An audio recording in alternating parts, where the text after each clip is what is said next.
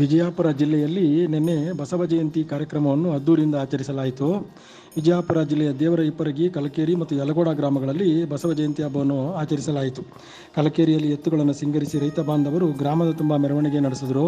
ಈ ಸಂದರ್ಭದಲ್ಲಿ ಯಲಗೋಡ ಗ್ರಾಮದಲ್ಲಿ ನಿಂಗಯ್ಯ ಮಹಾಸ್ವಾಮಿ, ರಾಜಶೇಖರ ಮಹಾಸ್ವಾಮಿ, ಮಡಿವಾಳಯ್ಯ ಮಹಾಸ್ವಾಮಿ ಇವರುಗಳ ನೇತೃತ್ವದಲ್ಲಿ ಮತ್ತು ಕಲಕೇರಿಯಲ್ಲಿ ಇದೇ ಸಂದರ್ಭದಲ್ಲಿ ಬೀರಲಿಂಗೇಶ್ವರ ಜಾತ್ರೆ ಮಹೋತ್ಸವ, ಅಡ್ಡಪಲ್ಲಕ್ಕಿ ಉತ್ಸವ, ಪಟ್ಟಾಧಿಕಾರಿ ಕಾರ್ಯಕ್ರಮ ನಡೆಯಿತು. ಇವನಾರವ ಎಂದೆನಿಸದೆ ಇವನಮ್ಮವ ಎಂದೆನಿಸಯ್ಯ ಅನ್ನುವಂಥ ಅಕ್ಷರಶಃ ಮಾತುಗಳನ್ನು ಇಲ್ಲಿ ಜಿಲ್ಲೆಯಲ್ಲಿ ನಡೆದ ಬಸವ ಜಯಂತಿ ಕಾರ್ಯಕ್ರಮದಲ್ಲಿ ಇವನಾರವ ಎಂದೆನಿಸದೆ ಇವನಮ್ಮವ ಎಂದೆನಿಸಯ್ಯ ಅನ್ನುವಂಥ ಅಕ್ಷರಶಃ ಈ ಪದಗಳನ್ನು ನಿರೂಪಿಸಲಾಯಿತು. ಬಸವ ಜಯಂತಿ ಅಂಗವಾಗಿ ಜಿಲ್ಲೆಯ ಅನೇಕ ಗಣ್ಯರಿಗೆ ಮತ್ತು ಮುಖಂಡರಿಗೆ, ಸ್ವಾಮೀಜಿಗಳಿಗೆ ಗೌರವ ಸಲ್ಲಿಸಲಾಯಿತು. ಬನ್ನಿ, ನಮ್ಮ ವರದಿಗಾರ ಮೈಬೂಬ್ ಬಾಷಾ ಈ ಬಗ್ಗೆ ಏನೇನು ವರದಿಗಳನ್ನ ಕೊಟ್ಟಿದ್ದಾರೆ ಅನ್ನೋದನ್ನು ಕೂಡ ನೋಡೋಣ. ಯುವಕರ ವತಿಯಿಂದ ಹಾಗೂ ಯಾವತ್ತು ಬಸವ ಯುವಕ ಅನುಯಾಯಿಗಳಿಂದ ನಡೆಯಲ್ಪಡ್ತಕ್ಕಂಥ ಈ ಒಂದು ಜಯಂತ್ಯೋತ್ಸವದ ಹಾರ್ದಿಕವಾಗಿರ್ತಕ್ಕಂಥ ಶುಭಾಶಯಗಳನ್ನು ಕೋರ್ತಾ ಇದ್ದೇನೆ.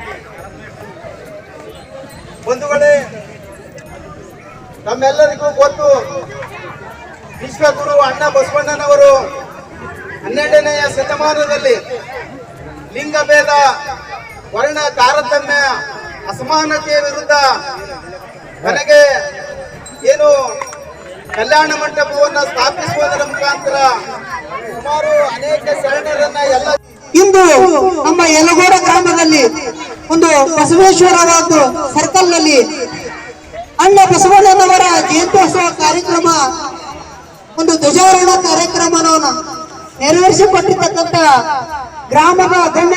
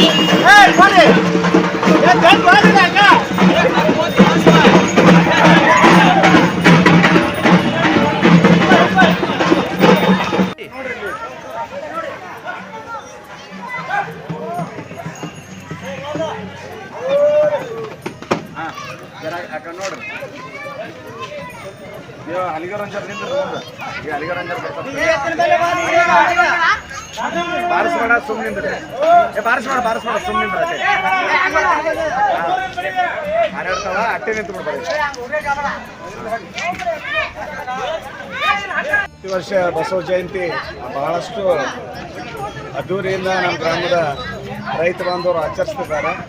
ಆದರೆ ಇವತ್ತಿನ ದಿನಮಾನಗಳಲ್ಲಿ ಏನಾಗಿದೆ ಅಂತ ಕೇಳಿದ್ರೆ ಎತ್ತುಗಳ ಸಂಖ್ಯೆ ಒಂದು ತುಂಬ ಕಡಿಮೆ ಆಗ್ತಾ ಇದೆ.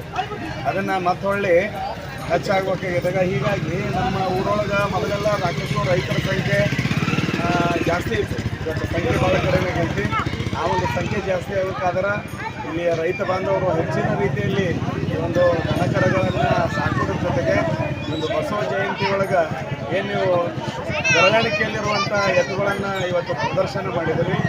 ಮುಂದಿನ ದಿನಮಾನಗಳಲ್ಲಿ ಹೆಚ್ಚಿನ ಒಂದು ದನಕರಗಳನ್ನು ಸಾಕೋದ್ರ ಜೊತೆಗೆ ಈ ಒಂದು ರೈತರ ಸಂಖ್ಯೆ ಈ ಭಾಗದಲ್ಲಿ ಹೆಚ್ಚಾಗಬೇಕಂತೇಳಿ ಈ ಸಂದರ್ಭದಲ್ಲಿ ತಿಳಿಸ್ಲಿಕ್ಕೆ ಬಯಸ್ತೀನಿ. ಮತ್ತೊಮ್ಮೆ ಬಸವ ಜಯಂತ್ಯೋತ್ಸವದ ಹಾರ್ದಿಕ ಶುಭಾಶಯಗಳನ್ನು ತಿಳಿಸಿ ಎಲ್ಲ ರೈತ ಬಾಂಧವರು ಈ ಉತ್ಸವದಲ್ಲಿ ಭಾಗವಹಿಸಿ ಮುಂದೆ ಬಸವಣ್ಣನ ಈ ಒಂದು ಜಯಂತಿಯಂದು ಮುಂದೆ ಒಳ್ಳೆ ರೀತಿ ಮಳೆ ಆಗಿ ಉತ್ತಮ ರಾಸುಗಳು ತಾವು ಸಾಕುವುದರ ಜೊತೆಗೆ ಈ ಭಾಗದಲ್ಲಿ ಉತ್ತಮ ಮಳೆ ಬೆಳೆ ಆಗಿ ರೈತರ ಒಂದು ಮುಖದಲ್ಲಿ ಮಂದಹಾಸ ಮೂಡುವಲ್ಲಿ ಒಂದು ನಮ್ಮ ಭಾಗದ ರೈತರು ಆಗಲಿ ಅನ್ನುವಂಥದ್ದು ಒಂದು ಸದಾಶಯದೊಂದಿಗೆ ಮತ್ತೊಮ್ಮೆ ಬಸವ ಜಯಂತ್ಯೋತ್ಸವ ಈ ಒಂದು ಕುರುಬ ಸಮಾಜದ ನೌಕರರ ಸಂಘದ ಮುಖ್ಯಸ್ಥರಾಗಿ ನಿಂತುಕೊಂಡಿರ್ತಕ್ಕಂಥ ಅವರು ನನ್ನ ಪಾವನ ಸಾನ್ನಿಧ್ಯವನ್ನು ವಹಿಸಿಕೊಂಡಿರ್ತಕ್ಕಂಥ ಶ್ರೀ ಪರಮ ಪೂಜ್ಯ ರೇವಣಸಿದ್ದೇಶ್ವರ ಶಾಂತಮಯ ಸ್ವಾಮೀಜಿಗಳು, ಹಾಲುಮಠ ಗುರುಪೀಠ, ಸರೂರು ಶಾಖಾ ಮಠ, ಅಗತಿ ಹುಟ್ಟದ ಪೂಜ್ಯರು ಈ ಒಂದು ಕಾರ್ಯಕ್ರಮದ ಪಾವನ ಸಾನ್ನಿಧ್ಯವನ್ನು ವಹಿಸಿಕೊಂಡಿದ್ದಾರೆ. ಆ ಪರಮ ಪೂಜ್ಯರನ್ನ ಜೋರಾದ ಚಪ್ಪಾಳೆ ಮುಖಾಂತರವಾಗಿ ಎಲ್ಲ ಸಮಸ್ತ ಕಲಕೇರಿಯ ಗ್ರಾಮಸ್ಥರ ಪರವಾಗಿ ಆ ಪೂಜ್ಯರನ್ನ ವೇದಿಕೆಗೆ ಹಾರ್ದಿಕವಾಗಿ ಬರಮಾಡಿಕೊಳ್ತಾ ಇದ್ದೇವೆ.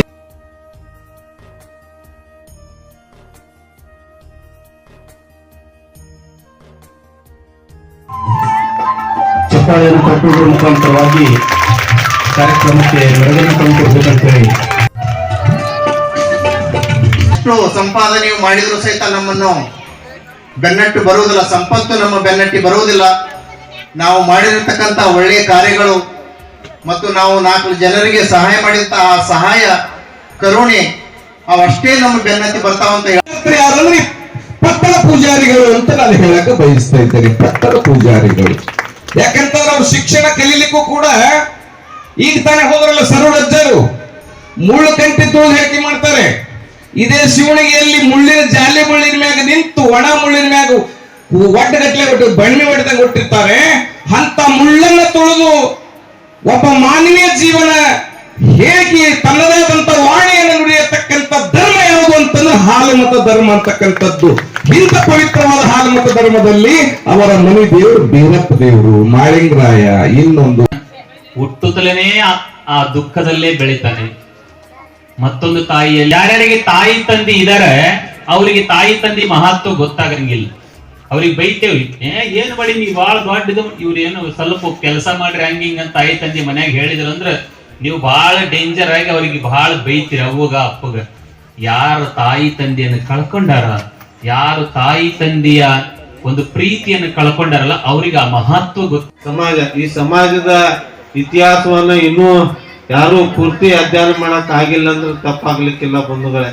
ಯಾಕಂದ್ರೆ ಬಹು ಇತಿಹಾಸವನ್ನ ಹೊಂದಿದಂತ ನಮ್ಮ ಭಾರತ ದೇಶ ಒಂದು ಇತಿಹಾಸವನ್ನ ಹೊಂದಿದಂತ ದೇಶ. ಈಗ ಫಾರಿನ್ ಕಂಟ್ರಿ ಆಗೋದ್ರೆ ಯಾರು ಬೀರಪ್ಪನೂ ಇಲ್ಲ, ಮಾಡಪ್ಪನೂ ಇಲ್ಲ, ಮೈಲಾರಲಿಂಗನೂ ಇಲ್ಲ, ಮತ್ತೊಬ್ಬ ಇಲ್ಲ. ಇಲ್ಲಿ ಯಾಕೆ ಅದಾರ ಅಂದ್ರ ಆ ರೀತಿ ನಮ್ಮ ಪುಣ್ಯ ಭೂಮಿ, ಇಲ್ಲಿ ಅವ್ರ ಶಕ್ತಿ, ಅವ್ರು ಮಾಡಿದಂತ ಪವಾಡಗಳು ಇನ್ನೂ ಅದಾವು, ಇವತ್ತಿಗೂ ನಡಿಲಾಕತ್ತಾವ ಅಂದ್ರೆ ತಪ್ಪಾಗ್ಲಿಕ್ಕಿಲ್ಲ ಬಂಧುಗಳೇ. ನಾವು ಸುಮ್ಮನೆ ಹೋಗಿ ಯಾರು ದೇವ್ರಿಗೆ ಕೈ ಮುಗಿಯಂಗಿಲ್ಲ. ಅಲ್ಲಿ ಏನಾದ್ರು ಒಂದ್ ಶಕ್ತಿ ಇದ್ರ ನಾವು ಕೈ ಮುಗಿಬೇಕಾಗತ್ತೆ. ಅದಕ್ಕ ಈಗ ತಾನೇ ನಮ್ಮ ಡಾಕ್ಟರ್ ಹೇಳಿದ್ರು,